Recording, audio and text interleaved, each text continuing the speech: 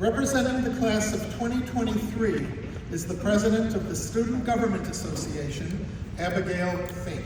Abigail, please come forward.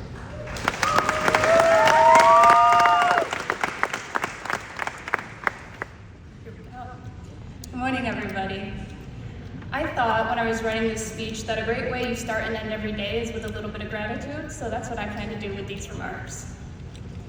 I want to thank President Safran, the President's Cabinet, family members, staff, faculty, the students, and my peers.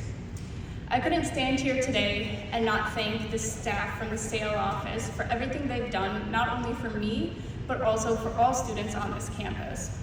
So, Priscilla, Chad, Chelsea, Rob, and Rashwanda, thank you, because your support and impact on me has truly helped me to overcome some of my biggest obstacles.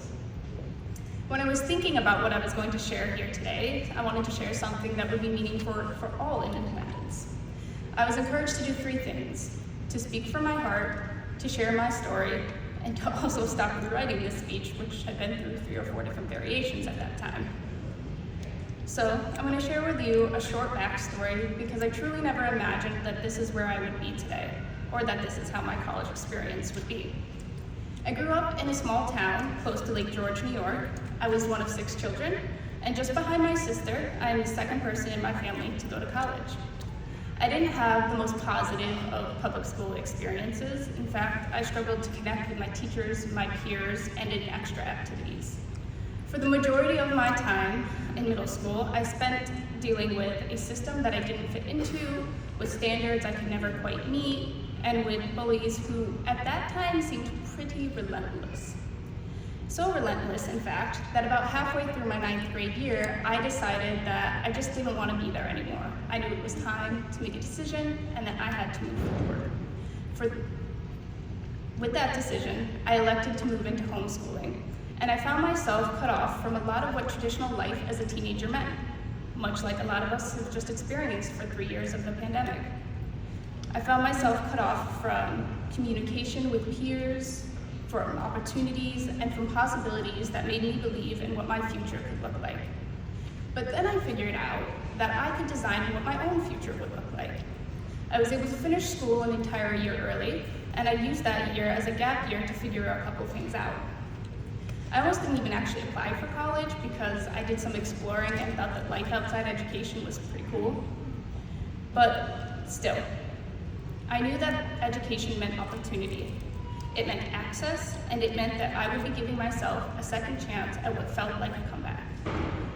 We all stand here today having moved mountains to accomplish this degree, and proudly we can say that we did it. So many others in this world dream of having access to what we do, and for all of them, I'm happy to say that we decided to utilize this opportunity. Ultimately, I did decide to go to Canton, so my sister went here and she's an alumni, so shout out to Ashley. I decided that I should give it a shot because this campus looked like it was going to be my opportunity to take back the experiences I felt were once robbed from me. I came to Canton, like many of us sitting here today, with no clue exactly what was going to come next, but putting my best guess into choosing a degree program and just rolling with the punches. I was a scared freshman, terrified to interact, to raise my hand, or to engage with the campus community at large. And although it stayed that way for a long time, being scared of the past, scared of the future, nervous about everything that was in between, the Canton staff and faculty, well, they're a little bit relentless too. They would not allow for me to stand here and not believe in myself. And I know that that might seem like a common support to find on a college campus, but the community at Canton, they look at the individual and they say, I believe in your future, I believe in your promise, and I believe in your ability. Because despite any of my failures, I was still pushed to believe that my promise and my future was bright and that I was capable. So eventually, I thought, why not me? So many others had opportunities, they were doing big things, and I thought, why not me? I got to my junior year, and although I had worked a variety of different jobs, I never took advantage of what I had access to on this campus. That wasn't until the spring of 2022, when I ran for the student government elections from president of all things. The crazy part was that I actually got the position. And so from a scared freshman, who had no interactions and was not planning on engaging beyond the classroom requirements, I found myself in a position to engage with the entire campus community, to have an impact, and to be a hand in creating change.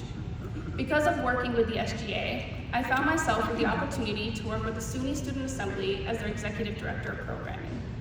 And this entirely changed my belief about what was possible for a kid from a small town in upstate New York. Suddenly, I had a whole new motivation and a whole new momentum for what I wanted out of my future.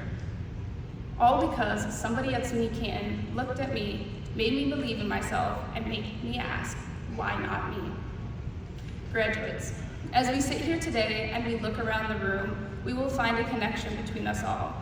We took a leap of faith coming to college, and we had to work extremely hard to get to where we are. Successes, defeats, sacrifices, and triumphs are a part of all of our stories. We were all also probably told at some point to remember to stop and smell the roses along the way. But a quote I heard in my crisis intervention course this semester sums this up pretty well. Professor McManus shared with us that it is hard to stop and smell the roses when you are so always worried about the bees. This had a huge impact on me and lasted throughout the semester. At the time, he was referencing an individual in crisis, which tends to be how a lot of us feel. We tend to be more concerned about the potential risk or threat than the possibility of doing and being something truly great. We have reached a point where as we move forward, there will be a lot of bees in our lives that we cannot control.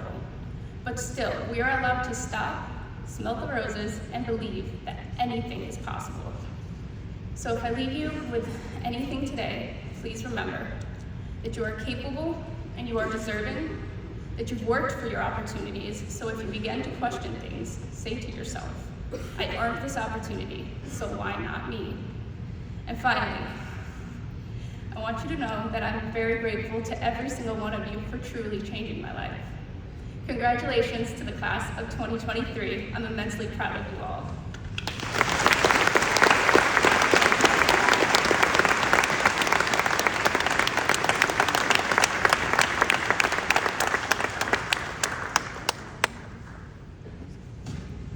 Thank you, Abby. It is now my pleasure to announce the recipient of the 2023 SUNY